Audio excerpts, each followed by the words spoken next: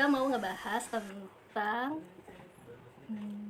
Film, ya, enggak film, sinetron, bukan sinetron. tindit, Drama FTV. drama Korea yang lagi hits di abad ini. Oke, Namanya wedding.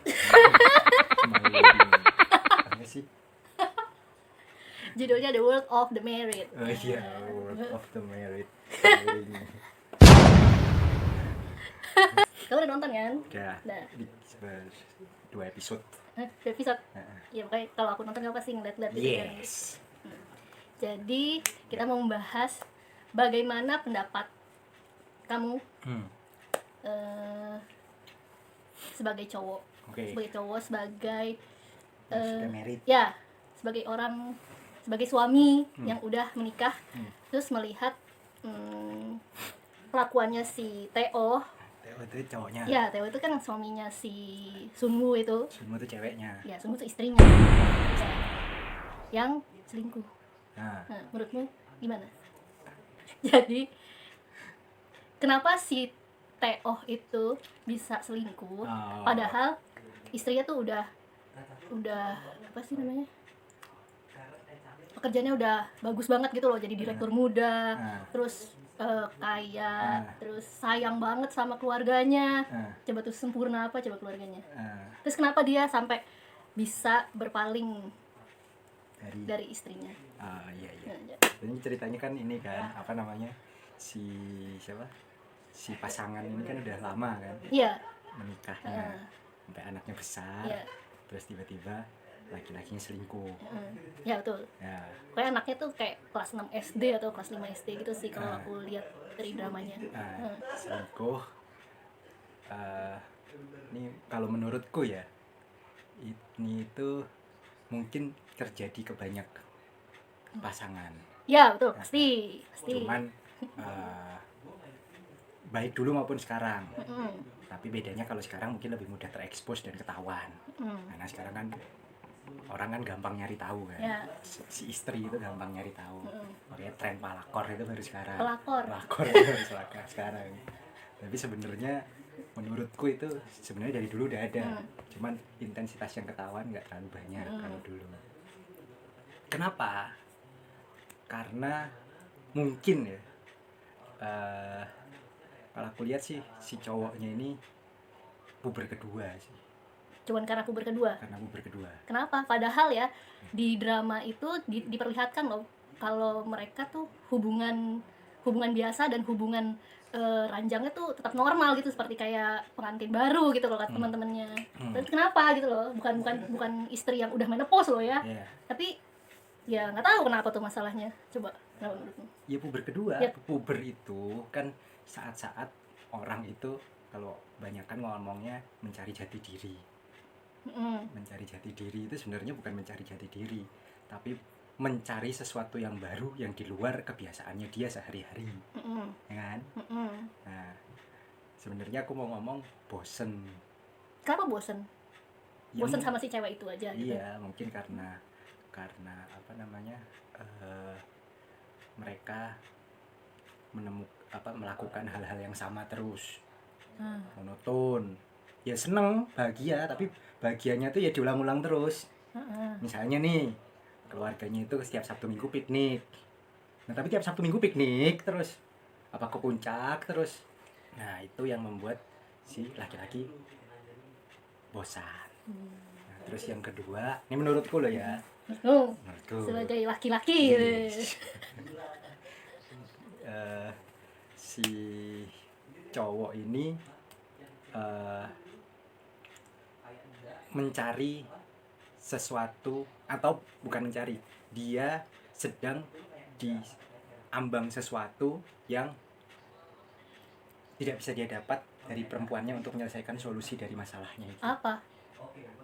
Nggak ada masalah loh mereka. Bukannya ada bisnis ya? Enggak, jadi tuh si istrinya itu yang selama ini kayak membiayai kehidupan mereka. Nah, gitu. itu masalah. Apa masalahnya? Kan udah seneng gitu loh, enak gitu loh, suami di rumah aja, terus ngurusin anaknya. Enggak, perempuan laki-laki itu kan ditakdirkan menjadi superior. Ya. Bukan superior dalam arti sebenarnya, tapi ditakdirkan harus diposisikan atau harus merasa dirinya lebih Itu superior. aku setuju. Soalnya gue pernah punya temen, dia curhat ke gue kalau dia itu sebenarnya sayang sama istrinya, tapi karena istrinya itu punya jabatan yang lebih tinggi daripada dia, kayak apa ya, waktu itu kayak istrinya jabatannya ya kayak udah manajer paling atas lah itu intinya.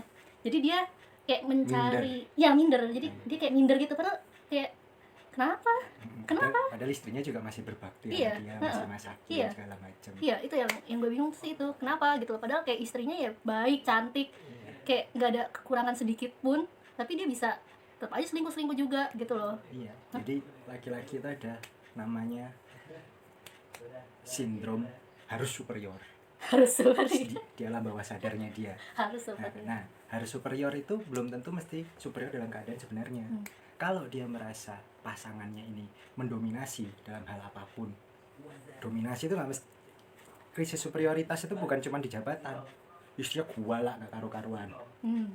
Yang dilakukan laki-laki apa? Nggak klarifikasi, ya diam aja pergi. Nah, kalau dia cukup punya nyali, dia mencari wanita yang lain, punya nyali dan waktu, punya uang. banyak aja yang orang nggak punya uang tapi tetap Ya pokoknya punya modal lah. Punya modal kan nggak mesti uang. Ya. Pokoknya punya modal. ya modalnya modal antara modal muka lengkap, modal ngomong, ya modal ngecap. ngecap tuh Lalalala. modal segala-galanya lah ya. Merayu, Modal misalnya merayu. aku bikin puisi, Merayu itu sebagai modal ya. main gitar, main musik, nyanyi, suaranya bagus, ya, gitu, Iya, apapun iya. lah, Oke, pokoknya oke. modalnya dia. Bisa gitu. diterima. Nah, dan punya nyali, mungkin dia akan melakukan itu. Kenapa? Karena dia tidak merasa superior di dalam hubungan itu. Iya. Makanya banyak budaya yang menempatkan laki-laki itu di atas wanita. Ya. Padahal sebenarnya maksud dan tujuan budaya itu adalah membuat laki-laki merasa di atas wanita. Pasti. Dan perempuan pun juga alhamdulillahnya kebanyakan di dunia ini selalu memposisikan laki-laki di atasnya mereka.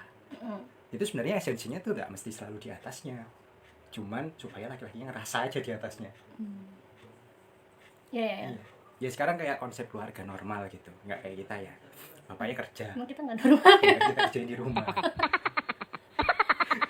Kita keluarga nggak normal. Saya kan nggak kantor. Bapaknya kerja, istrinya masak di rumah.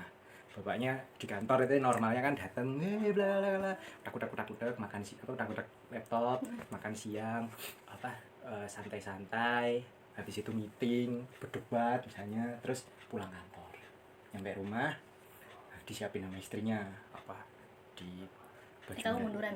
Iya, bajunya Duduk lagi mundur. bajunya dicopotin, terus disiapin makan malam segala macam sampai dia tidur.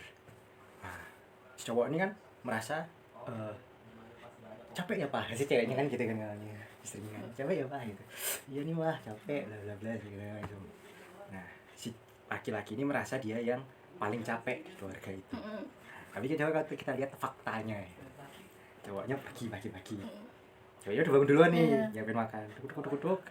Nah, terus cowoknya pergi naik mobil, udah disiapin semua, tinggal pakai baju, pergi naik mobil. Nah, si istri itu di rumah ini normalnya masak, pas suaminya lagi baru nyampe kantor, istrinya masak, tengah baru santai-santai. Paling kan kerjaan kantor kan nggak 8 jam juga kan, paling yang dibuka laptop ya cuman buka laptop terus ngapain gitu, udah masak. Habis itu mungkin nganter anak sekolah, pulang sekolah, nyapu, ngepel segala macam, capek lah pokoknya. Habis itu tidur siang, sejam 2 jam. Dari situ ngapa-ngapain lagi, nyiapin suaminya pulang. Nah, kalau diukur kadar kecapean dua personal ini sama. Memang. Nah, namun dalam budaya posisi laki-laki lebih superior. Itu dia. Dan memang laki-laki harus merasa superior. Karena itu kayaknya sifat dasar. Ya. Ya. Biasanya antara memang laki-lakinya yang punya kemampuan lebih, yang sehingga istrinya itu pokoknya selalu laki-laki seneng lah di bawahnya gitu, atau perempuannya yang tahu diri ada di posisinya di bawahnya laki-lakinya. Ya kan ngantri ya pak capek ya, sore-sore itu kan tahu diri kan berarti. Tapi aku sebagai istri tuh Ini Mbak tar tak- dulu, tapi aku sebagai istri nggak terima gitu loh. Kenapa harus begitu? Loh, ini udah hukum alamnya begitu. Ini udah Jadi cowok begitu. alam dari zaman dulu. Loh, enggak, kamu jangan remehin orang dulu. Orang dulu itu Oke. punya konklusi itu karena memang kebiasaan dari Apa? kebiasaan sehari-hari gitu loh. Hmm. Kenapa laki-laki itu selalu diposisikan superior dalam budaya? Karena sudah diteliti pakai mata. Zaman dulu kan belum ada literatur, belum ada apa, tapi ya memang begitu itu keadaannya. Jadi menurutmu berapa persen Hmm. hubungan sepasang suami istri di dunia ini yang kayak di drama tersebut? Ya sedikit lah pasti. Iya dong. Kenapa? Kalau persentase itu pasti dikit. Cuman begitu ada satu, itu akan terdengar ke seperti ada 1000 kasus. Itu udah konsep hal yang normal itu pasti nggak akan dilihat orang. Tapi ketika ada hal yang tidak normal, itu akan mencuat sedemikian besarnya. Nah, terus jadi seperti besar gitu loh. Karena orang nggak akan pernah melihat hal yang normal terjadi. Kalau ada masalah baru dilihat. Ya, misalnya kita baik-baik aja nih. Terus tiba-tiba ada masalah keuangan dalam waktu 1 bulan gitu, tiba-tiba apa ya entah kenapa, atau tiba-tiba punya utang lah, atau 10 juta lah kalau di rumah biasa gitu di keluarga. Nah 10 juta ini bisa jadi pemicu perpecahan dan huru-hara gitu. Padahal mungkin mereka udah nikah nggak usah 10 tahun lah, 5 tahun. Nah kalau dihitung 5 tahun perjalanan gitu, yang mereka keluarin itu udah ratusan juta sebenarnya gitu. Bukan karena masalah kecil ini kan harusnya di solve. Tapi kan mereka nggak mikirin sebelumnya hal yang normal terjadi setiap bulan. Oh alhamdulillah ya nggak pernah ada masalah sebelumnya gitu. Makanya aku bilang kejadian kecil itu pasti akan lebih terlihat kalau nggak normal. Nah, gitu. Nah biasanya laki-laki yang kayak tadi di film itu, nah itu mereka tidak bisa memahami dirinya sendiri. Akhirnya mereka nyari jalan lain. Maksudnya nggak memahami dirinya sendiri, wah aku bosan nih, istriku tidak menyelesaikan apa yang aku inginkan. Akhirnya dia cari alternatif lain, atau wah aku minder nih, istriku lebih. Nah ini kan masalah-masalah yang tadi kan. Nah tapi dia nggak tahu kalau sebenarnya dia itu juga diposisikan, maksudnya sebenarnya keluarga itu tuh nggak ada masalah gitu loh, dia sendiri yang bikin masalah. Ya. Tapi itu bukan berarti kalau si suaminya itu nggak cinta sama istrinya loh. Oh iya. Iya, karena si Tae-oh itu bilang kalau dia tuh mencintai dua-duanya, terus apa salahnya? Iya. Apakah jatuh cinta itu sebuah kesalahan? Loh, sebenarnya kan pengen ku tonjolin sumpah. Iya, kalau orang Jawa ngomong cinta itu ya karena terbiasa. Kalau yang baru ketemu sekali, 2 kali, seminggu 2 minggu pacaran gitu mungkin sampai kawin, itu bukan cinta. Apa? Nafsu. Loh iya, karena orang tertarik sama orang yang lain itu kan pasti karena physically misalnya. Pasti, nomor 1. Berarti nafsu lihat mukanya. Terus yang kedua, nyambung. Punya kesamaan, komunikasi. Berarti dia nafsu dengan kenyamanannya itu gitu loh. Cuman apakah itu yang disebut cinta? Kalau aku nih, kan aku orang Jawa ya, itu konsepsi cinta itu adalah akumulasi dari rasa nyaman, rasa mau melindungi, rasa mau membiayai, rasa mau mensejahterakan. Nah ini kan jadi suami istri kan. Nah ini kan karena sudah terbiasa. Nah misalnya udah terbiasa, yang disebut udah cinta tadi, ya masa cari yang lain. Ya kata kamu kan puber kedua. Kenapa? Kalau misalkan Lah itu karena laki-laki itu belum memahami dirinya sendiri. Itu tadi karena masalahnya dia bosen, dia puber kedua itu wah aku minder, aku stres, aku ini bla bla bla. Jadi masalahnya itu dicari-cari sendiri. Nah terus dia merasa itu solusinya. Gitu. Terus menurutmu sebagai cowok, ceweknya tuh harus gimana kalau kayak gitu? Kan itu kan salah ceweknya dong. Ya keluarnya sih macam-macam gitu. Cuman kalau idealnya sih bisa baik-baik lagi. Ya gimana? Itu idealnya.